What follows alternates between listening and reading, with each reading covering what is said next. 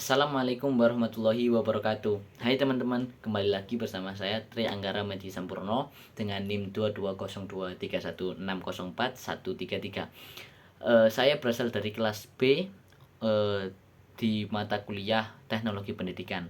Di sini saya akan menjelaskan materi dalam buku Web Design Basic for Education for Educator. Nah, saya akan sedikit mereview dan sedikit mengulas tentang isi dari buku ini, alasan dan juga apa contoh real dari buku ini. Menarik ini teman-teman. Alasan saya mengapa saya memilih buku ini dari sebagai sumber bacaan. Yang pertama, dari judulnya saja sudah menarik, bagaimana desain web. Nah, lalu karena saya ini nantinya akan menjadi calon pendidik, jadinya ini sangat penting untuk saya dan juga teman-teman khususnya yang akan menjadi pendidik dalam pembuatan web dalam pembelajaran. Nah, ketika teman-teman sangat berguna di media yang zaman yang sangat maju ini, dalam kecepatannya dalam ilmu dan teknologi yang sangat pesat, sehingga pembelajaran akan lebih menarik dan juga mudah tersampaikan, tidak merasa bosan bahkan monoton dalam pembelajaran di kelas tersebut. Makanya alasan utama saya ingin membaca adalah saya ingin membuat dan mengembangkan pembelajaran lebih menarik dengan penggunaan web tersebut, bahkan bisa membuat web sendiri. Di dalam buku ini dipaparkan beberapa poin penting tentang tujuan dari pembuatan web itu sendiri. Kita di awalnya sudah dipertanyai, apa yang mendasari kamu membuat web ini, siapa tujuan kamu, sasaran kamu apa, kamu akan condong dengan apa isinya. Itu harus dipikirkan dengan matang-matang.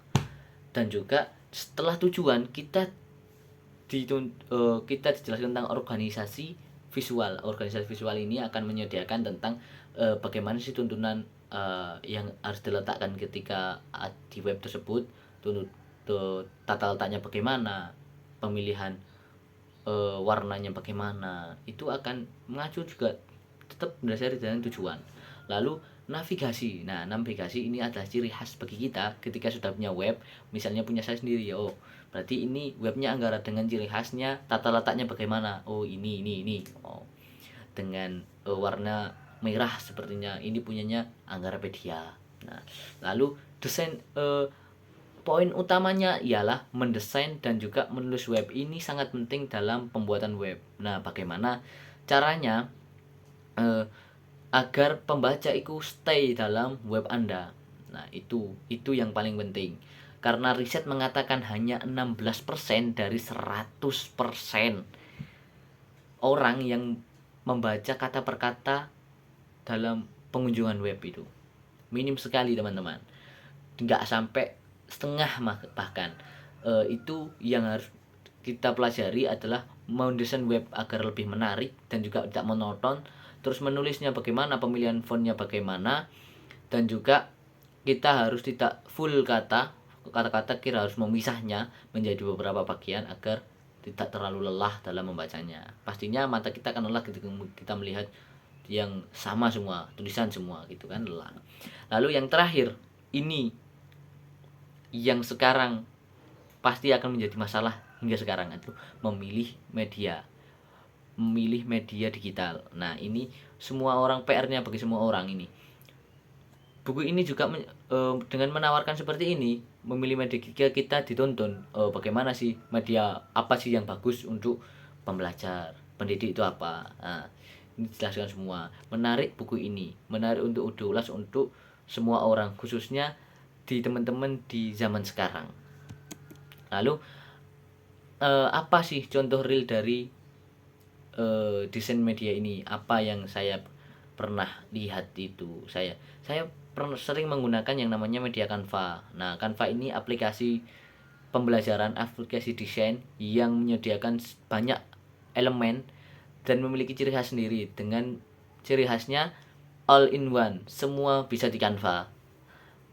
Membuat video bisa, membuat desain bisa, membuat presentasi bisa. Nah, ini menjadi navigasi bagi Canva. Ciri khasnya Canva, meskipun tidak terlalu kompleks, tetapi dia telah menyediakan semua, meskipun hanya secara sederhana. Jadi orang yang suka, karena kita di Indonesia budayanya suka makanan yang cepat, suka semua barang, semua hal yang cepat. Jadi ya ini Canva solusinya itu. Dan sangat berguna sekali Canva dalam media pembelajaran, khususnya untuk presentasi di kalangan mahasiswa pastinya sering menggunakan Canva karena elemennya yang sudah banyak dan juga animasinya banyak sekali. Kesimpulan dari